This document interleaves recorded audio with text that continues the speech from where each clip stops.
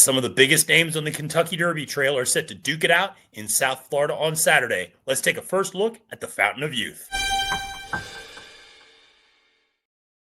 Hi everyone, Matthew DeSantis here with NYRA Bets, here with your first look at Saturday's Fountain of Youth Stakes taking place at Gulfstream Park, which is a big Kentucky Derby prep race. Now, before we get into this first deep dive of the field, I want to remind you to press that like button and subscribe to NYRA Bets YouTube today. Subscribing is entirely free of cost, just notifies you when new videos are dropping on the channel, lets you know what we have to offer, and what we have to offer is a lot. We have race previews, full card analyses, handicapping and betting tutorials, weekly programming, and so much more. We are your one-stop shop for everything horse racing and handicapping, and you definitely want to come by NYRA Bets YouTube for all of our great Kentucky Derby prep coverage. So listen, let's dive into this field, and obviously I'll be joined by my colleague Kaylee Shapiro. We got a couple of shows this week. We'll be recapping what we see in the Rebel Stakes and the Honeybee as it pertains to the Oaks and the Derby Trail, and then we'll be previewing a very big weekend of preps. Not only the Fountain of Youth, but you got the Gotham up here in New York, and you have the San Felipe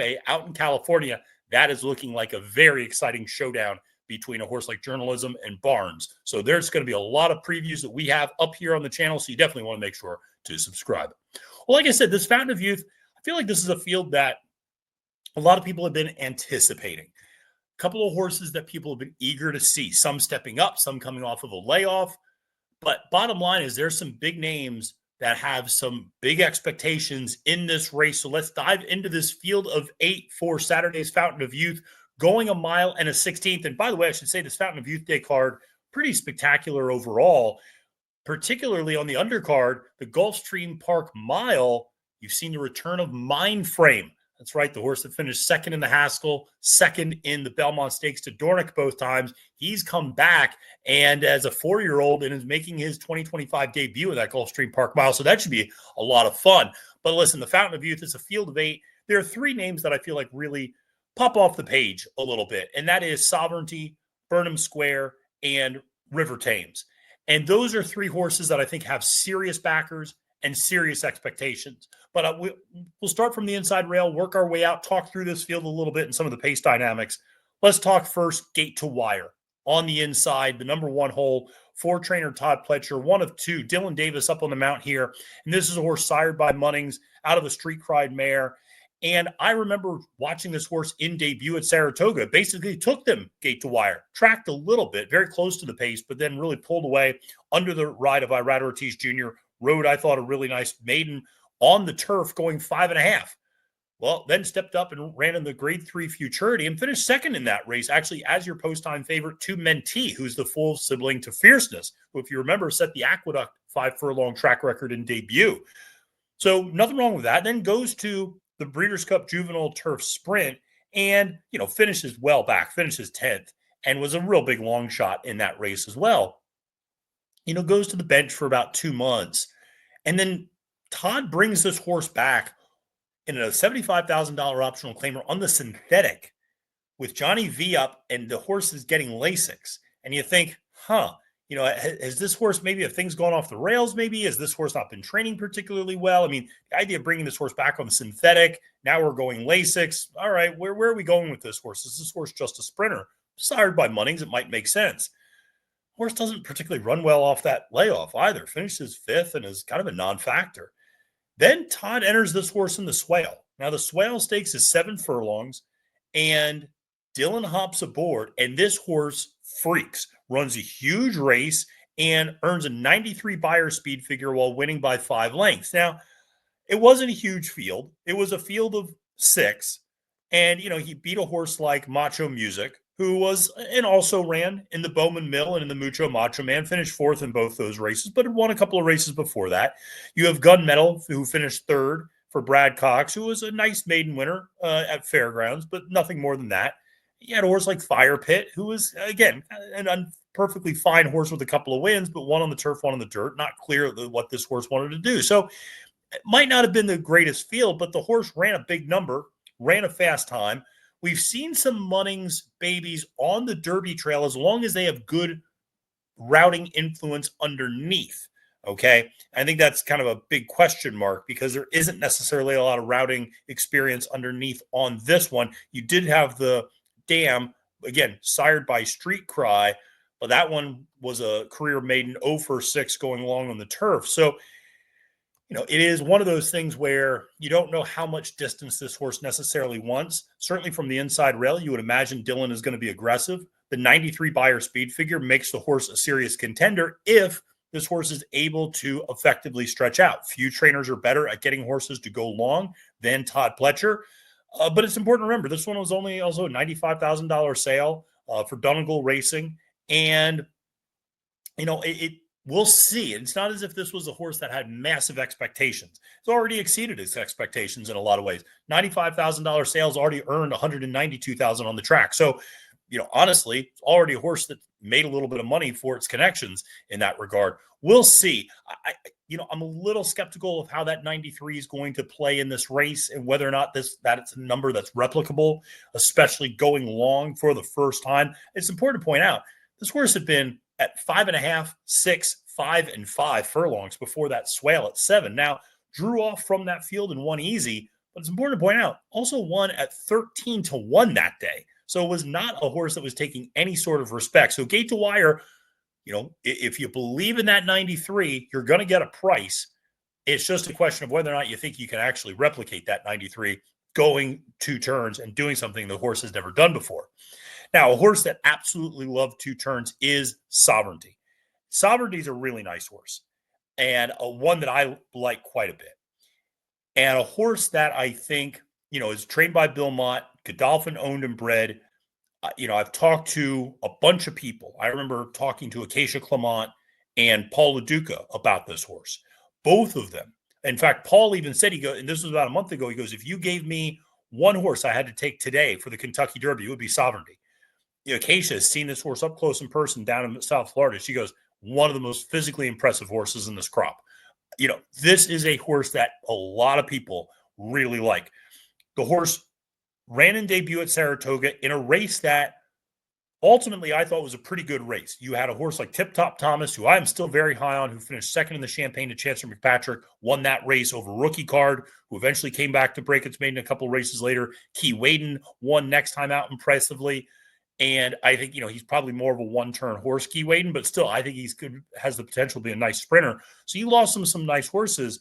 Then comes in second start at Belmont, goes a mile, does that one-turn mile, loses to a horse Prater by a neck, but those two were significantly clear of Class Assist, who was the third place horse. And then you go, and this horse goes down to Churchill Downs, goes a mile and a 16th in the Street Sense, goes off as your favorite as a maiden in the Grade 3 Street Sense and wins that race over Tiztastic and Sandman. Now, here's the thing. I'm recording this on Saturday afternoon at 4:27. We'll see in about an hour or so how good that race holds up because Tiztastic and Sandman are both in the Rebel. So if those two run back and run really well in the Rebel, that might speak to just how impressive that victory was for a horse like Sovereignty. But he won that day easy, won by 5 going away, and really served notice as being a serious contender. But he hasn't been seen since. That was late October. This is a long layoff now for trainer Bill Mott. And this one has had an interesting series of works. Came back on the work tab on Christmas Eve, then was not seen for basically 3 weeks, worked out again January 15th, then wasn't seen for 2 weeks, worked out January 31st, February 7th, February 15th. So it's really only been on a regular work cycle for 3 weeks. Got back on the tab, had a 3-week break, got back on the tab, had a 2-week break, then week. So how this horse, is this horse fully cranked up? Is this horse ready? None of the workouts really pop off the page in terms of the numbers. The horse looks good moving over the track, but again, going to be a tough one. Sired by Mischief out of a Bernardini mare. Clearly a lot of potential there for this horse to run a big race, but I do think there are some legitimate questions off the layoff. Just how cranked up is this horse for this particular start? Now you go to the next spot, Burnham Square. There's no question about this horse being ready, coming off a victory in the Holy Bull. And that was a race that was, of course, heavily hyped with Ferocious. You even had a horse like Tappan Street, who was actually ended up becoming your favorite at 8-5 that day for Brad Cox. You had a horse like Guns Loaded who took a little bit of money, who was clearly a one-turn horse, but Ferocious kind of faded back. Tappan Street made a bid, but Burnham Square was just much the best that day and won that Holy Bull with a 90 buyer speed figure for trainer Ian Wilkes. Edgar Zayas remains up on the mount and is a perfect 2-for-2 with this horse since breaking its maiden 2-back going long at Gulfstream Park. Here's the thing about Burnham Square. This horse has gotten faster every single start from a buyer speed figure perspective, 58, 83, 86, 90. I don't know what this horse's next step is. Couldn't this horse take another step? Can this horse run 95 next time out? Possible. So until I know what this horse's ceiling is, it's hard to bet against him. Now, he's sired by Liam Mapp out of the Scat Daddy mare. Liam's Map, sometimes I'm not that thrilled about going too long. But again, he's already done the 2 turns in a mile and a 16th. We're not stretching out in the Fountain of Youth. We're staying at a mile and a 16th. So I think he can do this distance. He won in debut going gate to wire, or not in debut, but he won his maiden breaker, I should say, going gate to wire. And then he won coming from well off the pace last time out. So he's got some versatility, which you always like to see. The fact Zayas has ridden him both ways, I think, is also quite telling. But this is a horse that I think can adjust to how things go at the break. And again, he's proven over the track. He's proven at the distance. He's already got a graded stakes race under his belt and a graded stakes win over a nice field. I think Tappan Street's a good horse. I think Ferocious, maybe second start's going to be a little bit stronger. But bottom line is, those are going to be the horses. Burnham Square is going to be a very short price in this race. He was a little bit better of a price last time out at 4-1, but he's one that obviously could continue to improve in this particular spot. Then you have Jose D'Angelo bringing back a horse, McKellen, I should say, who finished a really distant 6th in the Mucho Macho Man. I'll be honest, it was a little disappointing that day. He was a horse I thought could be interesting in that spot. He is cross-entered, so it's possible that he will scratch. He is the only horse that is not Triple Crown nominated in this race, so I would say there's probably a pretty strong chance that he's going to be scratching out of this spot. He would appear to be pretty overmatched in this particular race. He won in debut, going a mile, but then finished second at Disco Time, who admittedly came back to win the Lecomte in the next start, so lost to good company in that regard. But then, like I said, was a very distant 6th and really weak and late going a mile in the Mucho Macho Man, and that was not a particularly strong pace either that he was up close to. So sired by McKenzie out of a Blame mare, the pedigree would suggest there's plenty to like there, but McKenzie's are going, he's standing now for 75,000. This one sold for 50. That's always a little bit of a red flag. Maybe something didn't come back well with the vet scoping and all that, and the vet report, maybe the source, there's something with the confirmation, but there's some reason that, the McKenzies were going for a pretty good price at the Keeneland September sales in 2023. And for this one to only go for 50, maybe is a little bit of a red flag. But bottom line is, this is one that just would appear to be a little outclassed against this caliber of competition. It might be better running against, it might just be an optional claiming allowance level type of horse, might also benefit from getting Lasix. A bunch of things could be true here. So Jose D'Angelo is a trainer who I like a lot and has Tyler right now carded as the jockey, but we'll see again whether or not McKellen actually runs. Now, a horse that is Triple Crown nominated is Solid Left for trainer Brian Lynch. You often see Brian's horses at Tampa Bay Downs on the Derby Trail, but he puts them down at Gulfstream Park from time to time. And this one is also cross-entered. It's coming off a maiden victory last time out. Lost in debut, but, that was a tough trip. Far outside position in a 7-furlong sprint, and lost to a couple of really nice horses. Tappan Street, who I just said finished second in that Holy Bull, was the winner that day, but you had a couple of next out winners, including Solid Left, but you had Multiverse and Jimmy's Dailies, both of whom came back to win next time out. So that was a productive race in terms of seeing some horses move forward from it. And indeed, Solid Left did move forward, winning, going 2 turns. So stretching out a little bit longer, won easy that day, going a mile and a 16th, won by 2.5. Louis Saez stays aboard. Important to point out, though, that race came with Lasix. This one will not come with Lasix. Modest pedigree, sired by West Coast out of a successful appeal mare. So the pedigree doesn't necessarily scream Kentucky Derby, but still, this one is Triple Crown nominated, is cross-entered. I could easily see this one as well as McKellen. And by the way, they're both cross-entered in the same race, which is race 8 a couple days before. But I could see both of these horses potentially scratching out. It would have been hard to see these as major players in this particular race. We'll have to obviously just wait and see. Now, one of the other big contenders in this race is River Thames. So River Thames, he's a New York bred and he's switching off Lasix for Todd Pletcher. But Johnny Velasquez stays aboard, and this horse has done nothing but impress in 2 career starts. Has a very effective running style, liking to track and stalk just from off the pace, and has won those first 2 races by a combined 11 and a quarter lengths.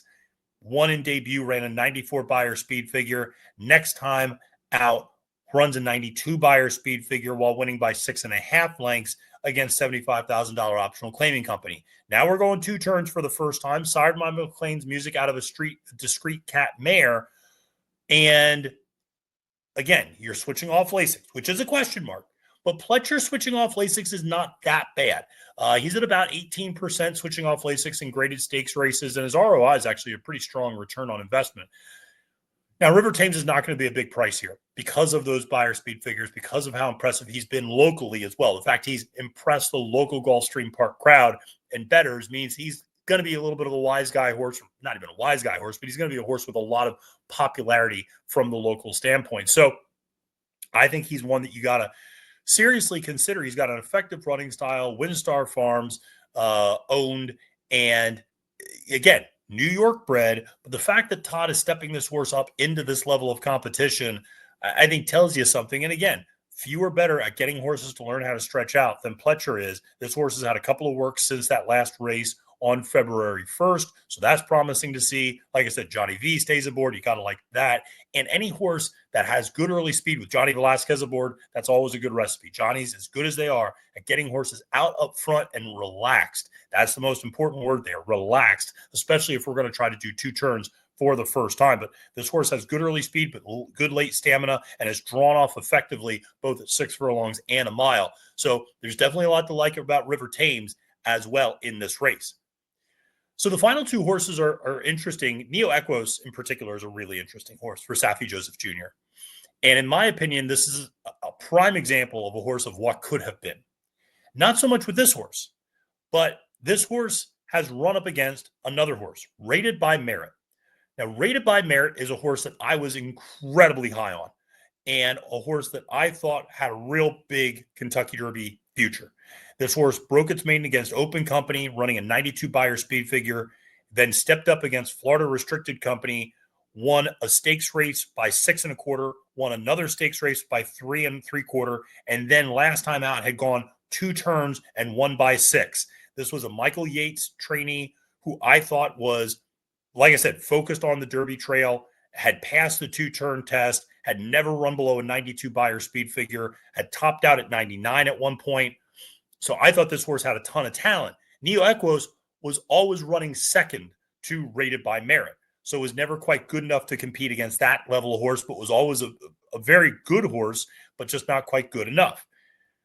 Well, Rated by Merit's off the Derby trail, has a little bit of a setback, and is going to probably be running down in South Florida. Maybe we see him up in Saratoga later this year. We'll see if Yates does that. But Neo Equos, that's a horse that had only been sprinting, took a little bit of a break from October to January, came back and won over a sloppy track last time out with Drayden Van Dyke aboard getting Lasix. Now, this one's speed figures are not as impressive as Rated by Merit. It's topped out at a 91 Beyer speed figure going 7 furlongs, but showed the ability to kind of hang with Rated by Merit, at least doing that, even though he was chasing the entire way. We're trying 2 turns for the first time. I think there's some similar questions you would have with a horse like Gate the Wire as you would with Neo Equos. Neolithic sire out of a Birdstone mare. So again, the sire is not exactly prodigious in this space. This is a $22,000 sale that's already earned $137,000 on the track. So in a way, it's very similar to Game Winner in terms of already being a good return on investment. But Irad Ortiz Jr. is up. Safi Joseph Jr. knows how to win big races at Gulfstream Park. It's just that simple. And this horse, again, would have to take a step forward from its best effort to probably win this race, and would have to do something it has not done before. Now, Safi's been working this horse out nicely leading up to this race, 48 4, 4 furlong work at a minute 4, 5 furlong work. So putting some conditioning into this horse, putting some stamina. This is a horse that, again, doesn't need the lead, can stalk the pace, but won last time out Gate to Wire, won that maiden breaker against Open Company, stalking the pace very closely at 5 furlongs. This horse will be probably the early lead. I would imagine Irad is going to gun it out of this position and try to take him gate to wire on a track that can be speed favoring on very big days. So Neo Echo's interesting horse, and because of that connection to Rated by Merit, I think a lot of people are going to be interested to see how well he runs as some sort of a proxy of maybe how good Rated by Merit could have been on the Kentucky Derby Trail. Well, let's talk about the last horse in this race. Keep It Easy for trainer Dale Romans. This is one coming off of a long layoff as well. Not quite as long as Sovereignty, but has not run since late November when this one won the Ed Brown Stakes going 6.5 furlongs. Now, Dale is stretching this one out, but there is plenty to suggest this horse will like distance. Sired by Hardspun out of an English Channel mare. So there is plenty of distance here. There's some turf pedigree as well, but there's plenty of distance. Corey Lannery stays up on the mount. And this was a $435,000 sale. There's some expectations with this horse. And like I said, this horse won second start out at Churchill Downs going 6 furlongs and then won that Ed Brown last time out. And I thought, looked pretty good in that race coming from off the pace, won in debut going to get to wire, stretching out. Again, this horse has very good early speed. I would imagine this horse might not be quite as fast as Neo Equos and maybe not even as fast as River Thames. So I'd imagine that Corey Lannery is probably going to try to sit more of a tracking trip, especially considering this horse showed it could come from off the pace last time out. Dale Romans, sometimes, his horses in these spots can be a little bit of a price. They might not always fire. But this one at least has shown the ability to win and beat good horses, beat a horse like Tough Catch who came back to win next time out. So that was good to see. But again, a horse that's stretching out and trying to do something for the first time. And I think that's really a recurring theme here. The two horses that have the least amount of questions are Sovereignty and Burnham Square from the standpoint of we know they can do a mile and a 16th and we know they can win against stakes level competition going a mile and a 16th. The question with Sovereignty is, can you do it off the layoff, especially with an irregular work pattern? And with the question of Burnham Square, can you back it up and can you keep improving? So I think those are the big questions that those two horses have, but they're also a little bit more known quantities when it comes to distance and surface. All right. Well, listen, that'll do it for the first look at the Fountain of Youth Stakes. Where am I leaning at this point? Leaning ever so slightly, maybe to the New York bred. I think River Thames has a real good chance in this potential race. I'll be interested to see how the morning line looks. I'll be interested to see how betting plays out. I can imagine Sovereignty and Burnham Square are going to take quite a bit of money. River Thames will take some money too. It'll be interesting to see who competes for favoritism. And in some ways, I might just try to take the best price out of those three. If one of them gets maybe a little lost on the board, that could provide an opportunity for some really good value. So going to be fun to see. Going to continue to talk about all this stuff throughout the week. Well, thanks again for watching. Really appreciate it. Make sure to press that like and subscribe button today. For Matthew DeSantis, wishing you a great and profitable day at the races and reminding you, friends, it's now post time.